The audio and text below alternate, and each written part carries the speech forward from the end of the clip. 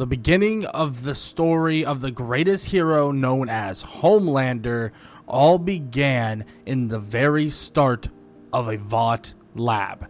This Vought lab was used to actually give birth to who we would eventually know as Homelander. But at the time, he was just a little boy, or someone who was going to be a little boy that was going to be experimented on, changed, tampered with, and tested throughout his entire life. But in this reality, the story of Homelander changes drastically when his mother is giving birth to him, and as he claws his way through to become the person that he was going to be, he would actually not make it himself.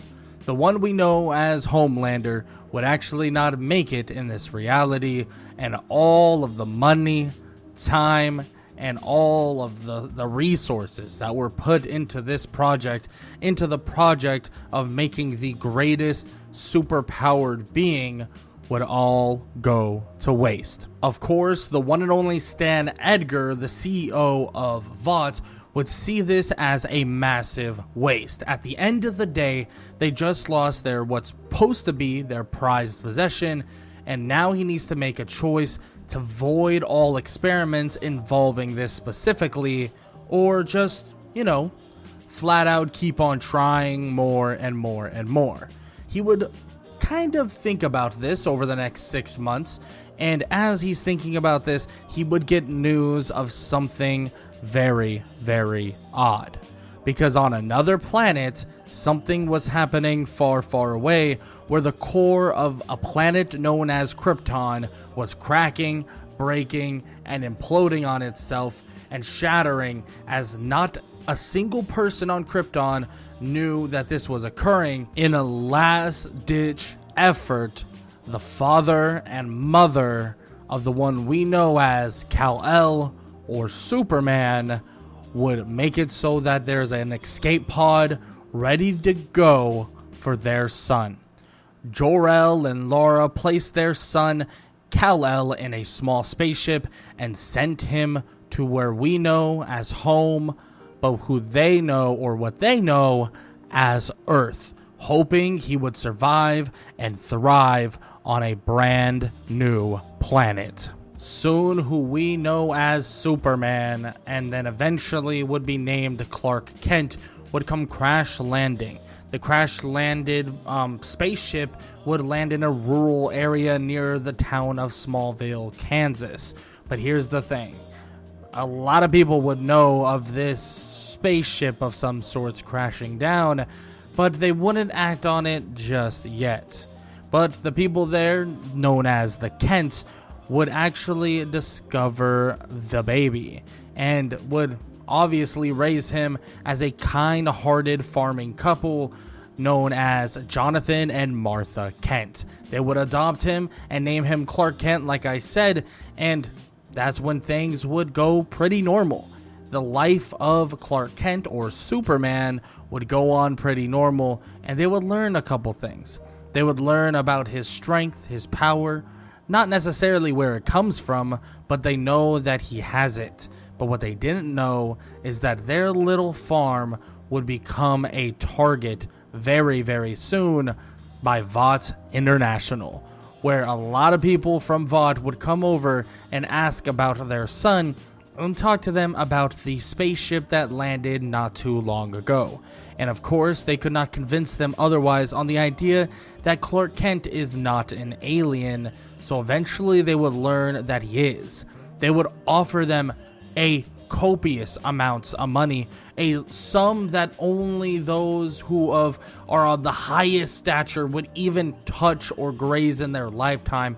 We're talking millions, maybe even hundreds of millions of dollars to give over the child, give over the kid who's probably around 7 or 8 years old by now, maybe even a little bit older. Give over the kid, and well, they can live a happy, amazing life, and they can see him from time to time. But they know that Vought International, Vought itself, is not the best thing in the world, and frankly, is not just the best place in the world. And they've heard little rumors here and there about them paying people off and them doing pretty bad things through their so-called superheroes. So they refused to give up their kid, and Vought would be forced to leave and do nothing about it. But you know that Vought will always get their way, and they're going to find a way to get what they want, no matter what. And soon, a giant storm would come rolling in, a storm seemingly out of the ordinary, and it would pick up the house of the Kents, and the only one that would survive would be Clark Kent, or who we will eventually know as the new Homelander. Because they would take him in. Vought would take Superman or Clark Kent in, and they would teach him and create him and more or less give him everything he ever wanted, but the feeling of sadness that he misses his parents so much would still loom over him even when he becomes an adult.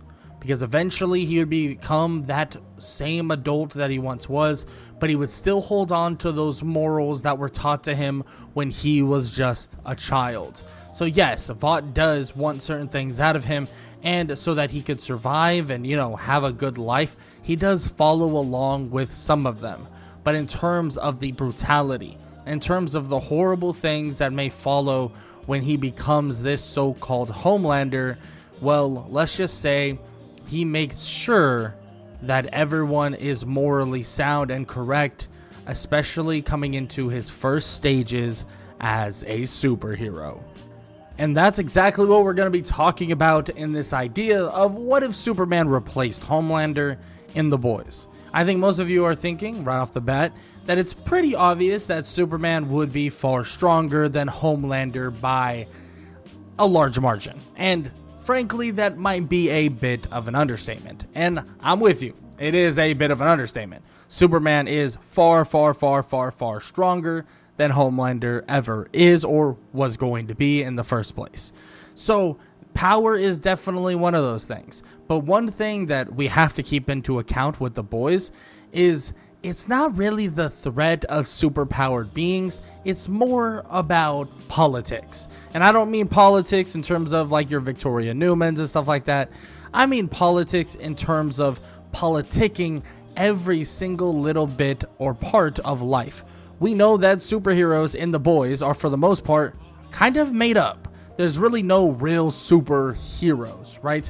Starlight herself has even shown glimpses of kind of this fake superhero persona, or at least fake good guy persona, or good girl persona, you could even say. So what I'm trying to get across is that even the one we look at as an actual superhero, right, being that of someone like Starlight, or someone that is actually a moral superhero, has some skeletons in her closet. I mean, she did some messed up things in her kind of childhood, right? She did some messed up things in general as well. But at the same time, you could always chalk that up to, of course, her mother as well being not the best person, and that's probably an understatement as well. But this world is very punishing on the mental or the mentality of many, many people. So in terms of morality, we're talking about a totally different Superman. And I want to talk about two different ways I could actually see this going down. I don't think he'll be as insane as Homelander. Don't get me wrong, I don't think that's the case at all. But there's two ways you could really approach this, or two ways I could see this actually occurring.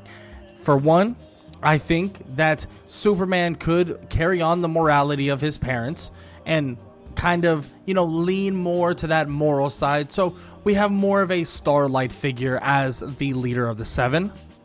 So a lot of the people that come in, a lot of the people that join the Seven, and a lot of the people that are kind of that core element, all are pretty well-natured, pretty moral type of people.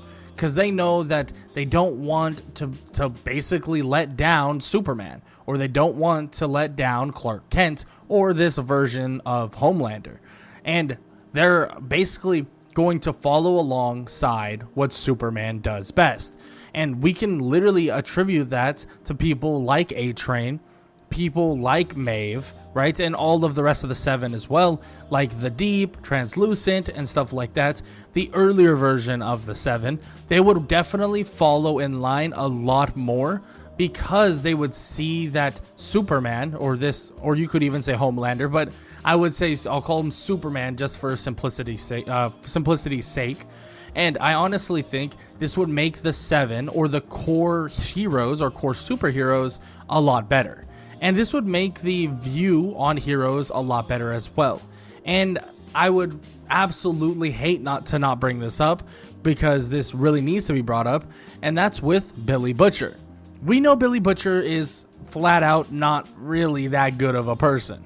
I mean, there's no denying that. He is not an amazing person by any means, and he does go on a massive tirade because of what happens to Becca, right? Or what Homelander ends up doing to Becca. But of course, we know that this just wouldn't happen in the eyes of Superman, right? This definitely would not happen for Superman. Superman, in terms of morality, definitely wouldn't do this. So the whole Billy Butcher thing probably wouldn't happen the way it happened in the original canon. Maybe there's a world where Billy does still think superheroes suck and he wants to do something about it, but his motivations would be completely and drastically different, and that's just a fact, right? And the fact is, Superman would make it so this world's superhero population is a lot better. But now, with that said, is it profitable, right? They know that everything runs through Compound V, and someone like Superman is not utilizing Compound V, like at all. He's just a natural superhero. So the whole idea of him coming down from the skies and the heavens and this and that, and crash landing on Earth is completely and utterly true. So as long as Compound V is not exposed, I mean, this is something that they can carry on and still maintain, especially with Superman actually being an alien. Now, I can see Superman somewhat disagreeing with a lot of the things that may or may not happen in the world with or dealing with Vought. And maybe he actually wants to do right by as many people as possible, help as many people as possible, and so on and so forth. So there might be some pushback with Edgar, or Stan Edgar, and there would be some pushback in terms of the idea that he doesn't want Compound V getting into the wrong hands, and so on and so forth. But luckily, Stan Edgar is pretty good about doing such a thing, because he doesn't want Compound V in the wrong hands necessarily either. He just wants to massively profit off of it, and he's able to do so with the government as long as they can keep everything secret. Now, I want to bring up this because this is going to coincide with both of the pathways that could possibly happen, and it's the idea that the boys still occurring would absolutely not be able to do a single thing to Superman. Like, not at all. Let's just make that very clear, right? Homelander saw maybe a mild weakness. Maybe we saw him emotionally weak in certain circumstances. We even saw him potentially being on his deathbed when fighting against someone like Soldier Boy. Like, he could have possibly died there. But of course, that didn't actually happen. And, well, this version, or Superman himself, just flat out, it would not be a single thing that would even be able to stop him from basically making sure that he can maintain peace. But like most of you are probably thinking, is what is the other pathway that I possibly have in mind? Obviously, this is probably the most obvious one, right? Superman makes people just better people. We have maybe a more simplistic version of the Boys universe. The Boys whole thing never probably even happens. A-Train probably doesn't even kill Huey's girlfriend. I mean, because of how he's actually going to be a decent person, and so on and so forth. We can go down the list. Now, you could make some arguments that certain things may happen, like the A-Train thing could happen if A-Train feels, like he's lackluster or something like that, like he's going to lose his spot. But we know, or we have heard, that the original A-Train was actually wanting to be an actual superhero, right? So there is still kind of good in his heart, especially in this universe. But what happens if Superman, this version, actually decides to flip the script from your normal, typical blue Boy Scout, right? We've seen in the Injustice universe, which, by the way, I talk about quite a bit, but this is a topic of definitely of reference for this situation. And the Injustice universe, something happens to Superman, aka the passing of Lois Lane through the hands of the Joker, or basically being tricked, or Superman being tricked by the Joker to pass on Lois Lane, you could even say, and bring her up into, well, space. Imagine if something or someone becomes similar to that version of Superman, aka what if that Superman becomes more like Injustice Superman, because he learns why and how his parents, or pseudo parents, obviously the Kents, were killed, how they were killed, why they were killed, and that he was just a monetary weapon for the most part, that they decided, oh, we want him that badly, and they won't give him up even for millions and millions of dollars. So what are we going to do? We're going to make sure they give him up.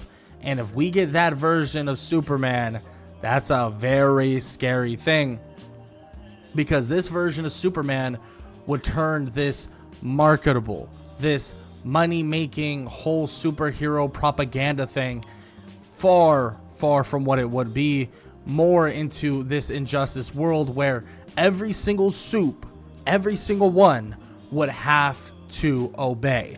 It would turn definitely more into this Injustice Superman, where he takes down Vought, makes sure that superheroes are true superheroes, and he basically takes over everything.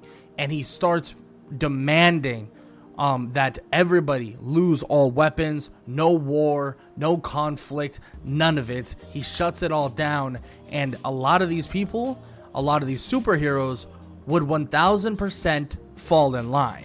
Because don't get me wrong, yes, they love the money, but they also love surviving.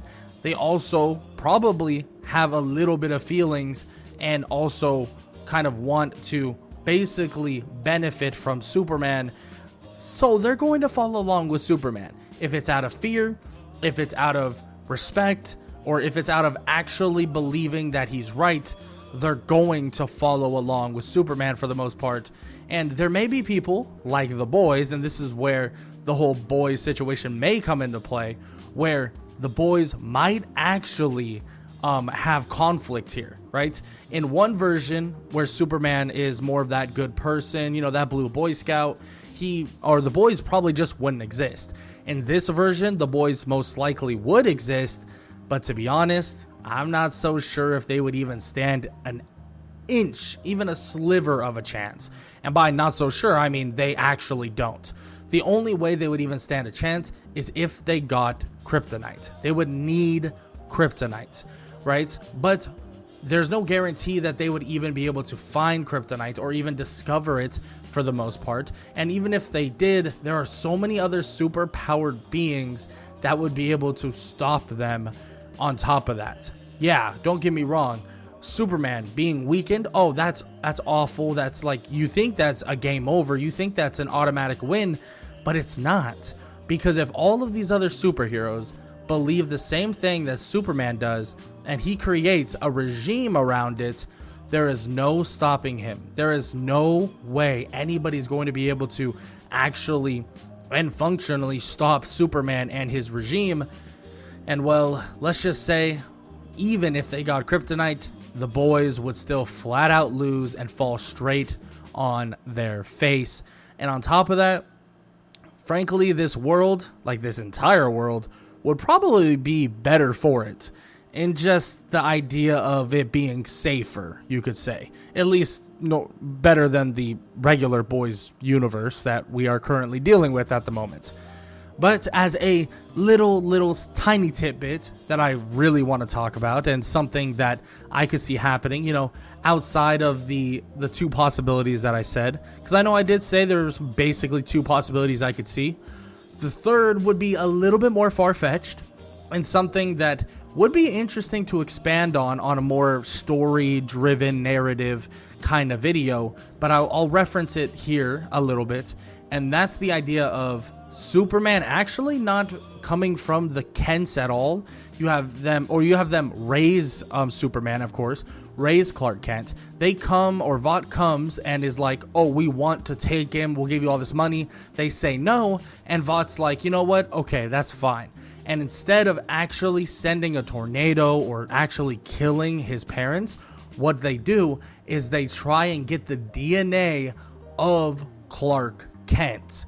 And if they get his DNA and they genetically modify a way to somehow get another Superman, very similar to something like the comics where they had a clone of Homelander, they do that and then proceed to utilize the clone of Superman deep into the future as their complete and utterly controlled version of, well, Superman himself, which would be an interesting thing where Superman or Clark Kent is a grown man at this point. He's probably in his 40s, 45, whatever, living a peaceful life, maybe helping from time to time, but he's kind of such a low profile that nobody even thinks about him. And frankly, let's be honest, the boys universe doesn't have that much conflict. Like, a lot of the villain stuff is just flat out staged, right? So maybe in this world, Clark Kent wouldn't even have to really be that involved. And then when he's around his 40s or something like that, he would see a younger version of himself appear just out of nowhere. A younger version of himself known as Homelander. Whatever they want, whatever Stan Edgar wants, he gets from this version of Superman.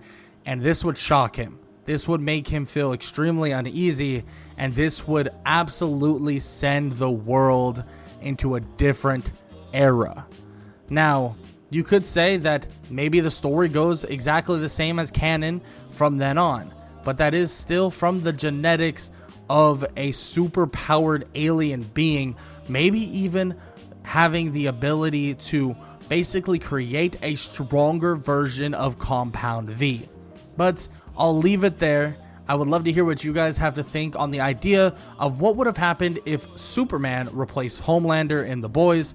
I think it's pretty obvious to say, like, Superman would be able to stop really anything that could occur. Like, if I decided to go down the line and be like, okay, Superman has to fight everybody that Homelander fights, come on, Superman is so much stronger than Homelander.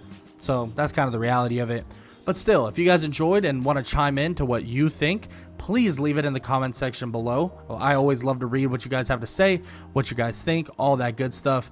And yeah, that's all I got to say. I hope y'all enjoyed the video. And if you did, YouTube thinks you'll enjoy this one, so might as well go check it out.